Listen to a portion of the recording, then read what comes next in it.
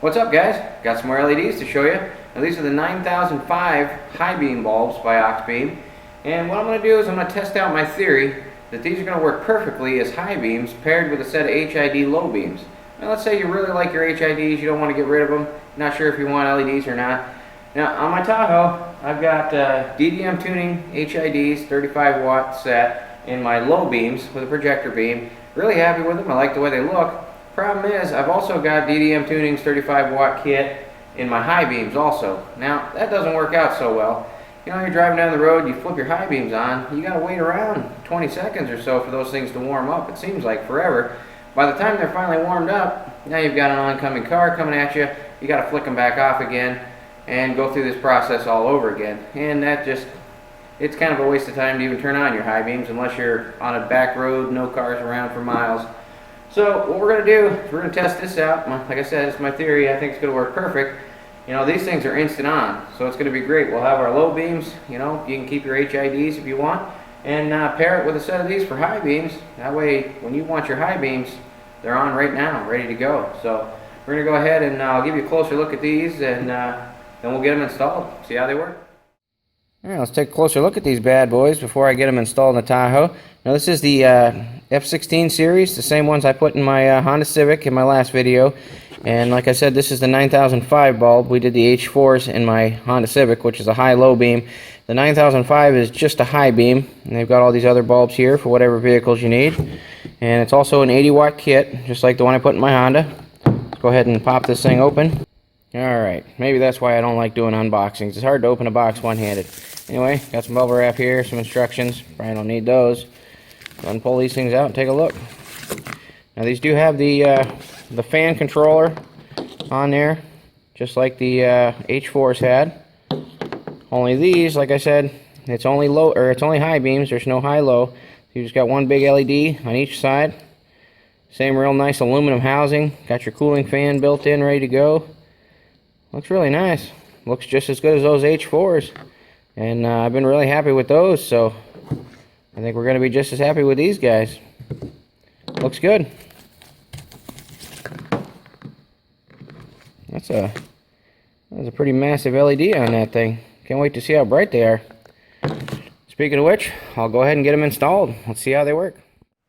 Alright, before I pop in those LEDs, let's go ahead and take a quick look here. I'll show you what I'm talking about in case you're not really familiar with HIDs. Now these are my low beam HIDs. See, they're really bright, look really good, I like them. Now I'm going to go ahead and kick on the high beams, and let's watch how long it takes for those things to warm up. There we go, they're on, we're just waiting around, starting to get a little brighter, starting to get a little brighter, still waiting. Won't be long now. Yeah, it's hard to see in the camera for sure. They're still getting just a little bit brighter. And they are just about full bright right now. So you see how long that took? I mean, I guess it's only a matter of seconds, but you know, you're driving down a back road, you want to watch out for deer.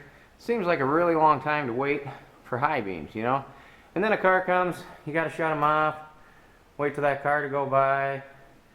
And you know, depending on how long you have to wait, you know, they're kind of warm now, so they might come on a little quicker, but you've still got to go through the process.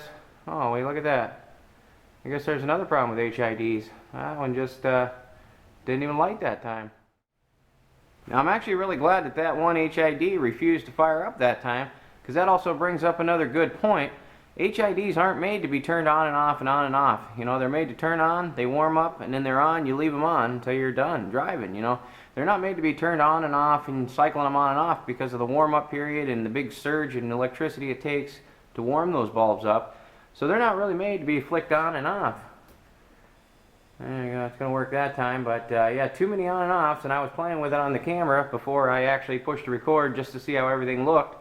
And I think because I turned them on and off so many times, it just didn't even want to go ahead and fire up that time. So, you know, that's another big advantage to the LEDs. I mean, you can turn those on and off as many times as you want, no problems. LEDs, or HIDs rather, they're not designed to be cycled on and off like that. So, there's another big advantage to the LEDs. So, I'll quit talking now and we'll get those things installed, see how they look. Alright, let's check these things out, see how they look.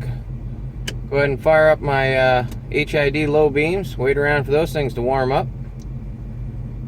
See them gradually getting brighter there. I see what I mean. I guess it's only maybe 10-20 seconds for them to get full bright, but it seems like forever when you're going down the road at 55 miles an hour and you need light. So I'll wait till those are fully warmed up, and then we'll kick on these high beams. Yeah, I think that's pretty much as bright as they get. Let's go ahead and see what those high beams look like.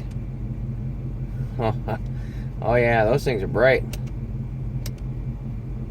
That's cool. Let's see what it looks like going down the road. And you notice, like I said, those things are instant on. No waiting around for warm-ups. I can turn them on and off as many times as I want. They're never going to start flickering or causing me problems. They're always going to be right there when I need them. That's great. Let's go for a ride.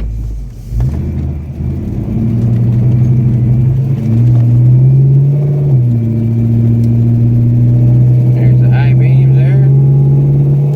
Just the low. And the high beams. Yeah, so those definitely do a really good job as high beams paired with a set of HID low beams. Back to just the low. Oh yeah, those work great. I like them. Those are definitely going to stay in here. So I guess my theory was right. Say a nice set of LEDs like these F-16 series from Auxbeam do a really good job for high beams mixed with your HID low beams. Or hey, why not just go ahead and make low beams and high beams, LEDs rather. Now you notice how my HID low beams, they look a little purplish in the camera, which is kind of weird because you don't see that with your eye. But those are actually a 5500K HID kit.